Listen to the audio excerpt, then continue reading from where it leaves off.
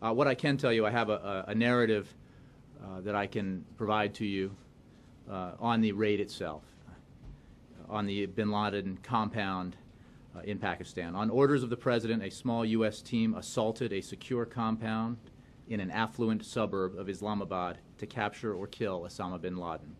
The raid was conducted with U.S. military personnel assaulting on 2 helicopters. The team methodically cleared the compound, moving from room to room, in an operation lasting nearly 40 minutes.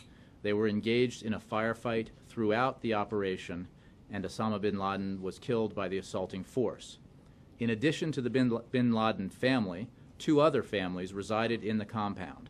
One family on the first floor of the bin Laden building and one family in a second building.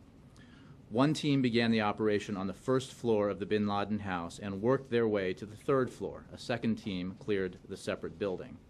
On the first floor of bin Laden's building, 2 al-Qaeda couriers were killed, along with a woman who was killed in crossfire.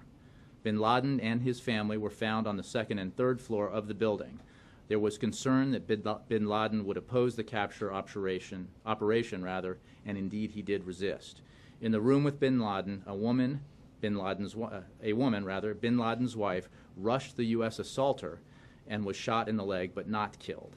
Bin Laden was then shot and killed. He was not armed. Following the firefight, the non-combatants were moved to a safe location as the damaged helicopter was detonated. The team departed the scene via helicopter to the USS Carl Vinson in the North Arabian Sea. Aboard the USS Carl Vinson, the burial of bin Laden was done in conformance with Islamic precepts and practices.